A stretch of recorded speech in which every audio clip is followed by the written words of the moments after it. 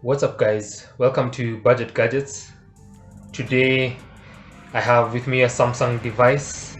This is a Samsung A20s, and as usual what I'm gonna do is just give a simple overview just so that I may help you know whether this is the budget gadget of your choice, whether you should purchase this if you don't have a phone or not. If you're looking for a device, this is a good choice to check. Thankfully, in 2020 there are many phones that you can pick up and they will serve you well. So I'll go straight to the hardware and start with the colors. This device comes with 3 color variants, so color red, color black, and blue, which is what I have with me here. And it looks nice. I believe all of those colors look nice, just depends on your preference. The dimensions of this device are 163 millimeters of height, 77 millimeters of width. The thickness of it is 8 millimeters, which is just slim enough to make you feel like you're holding a smartphone. And then the weight is 183 grams, which is not so bad. It's not too heavy, it's not too light. It's just enough. This device houses a 4000 milliamp power battery, and I believe that should last you a full day of proper usage of the device and at least 2 days of moderate usage. And that's it. Let's look around the device. Up tops we have a microphone and nothing else. This phone has 2 microphones, so at the bottom there's another microphone right there between the USB-C port and the headphone jack.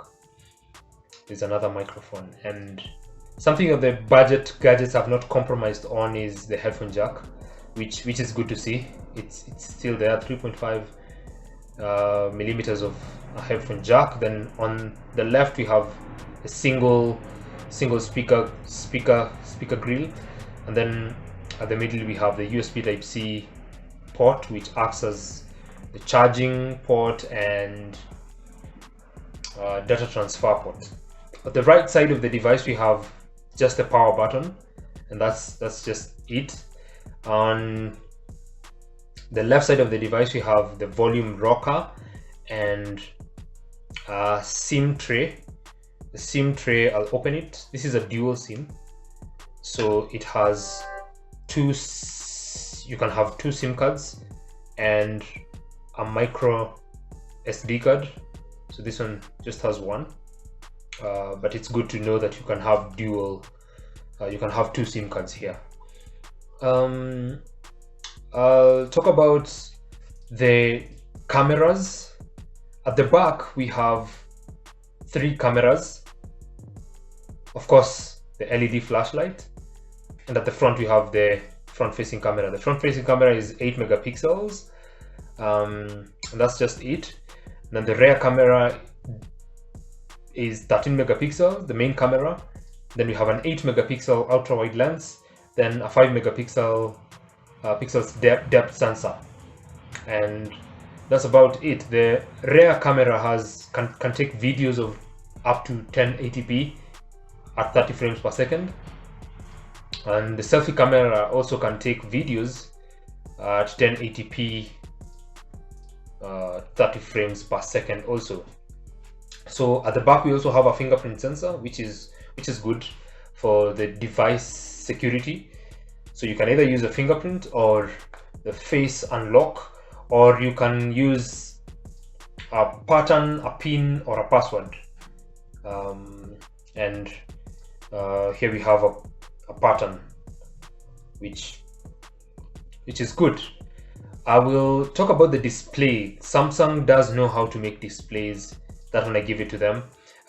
This display is a nice one. The technology here is a TFT capacitive touchscreen with 16 million colors, and as you can see there, the colors are vibrant. The colors stand out. They pop out of the screen, and it's nice. It's exciting. The display is a 6.5-inch display with an 81 8.9 screen to body ratio, which is good. It's big enough for those who love big screens. The type of screen here is an HD plus. The resolution is a 720 by 1560 with a 19:9 aspect ratio. Let's very quickly move to the software section. And so this device was released in 2019, last year, in October. So what that means is it came with Android 9, and thankfully Samsung did update it. Now it has Android 10, the Q, and I'll very quickly open the settings and try to show you that. As I do that, I will also mention that the Snapdragon, the CPU is not very strong, and that is simply because it's a Qualcomm Snapdragon 450, and phones today are coming with 600, 700 Snapdragon, which is fast. But then again, this is an octa-core CPU type with a 1.8 gigahertz speed, which is good.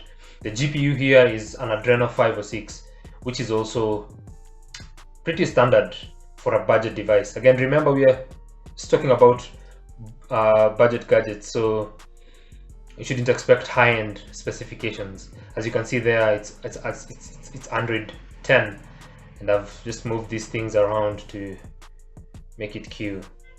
The RAM on this device is 3 gigs of RAM and 32 gigs of internal storage, and that's just about it. Bluetooth is 4.2 rather, and then it doesn't have NFC, but it's a smooth phone. It does all that you would need it to do.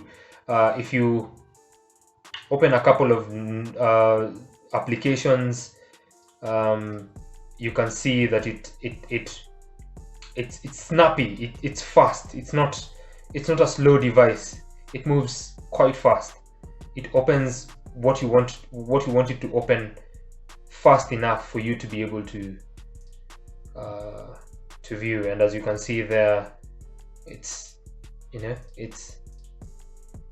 not too fast and it's not too slow. It's just the right amount of speed for a budget gadget, and I think that's just about it. So if you're looking for a device, you can consider purchasing this one. And even though it was released in 2019, it still works well in 2020 because it has been upgraded to Android 10. And Samsung devices are pretty premium devices.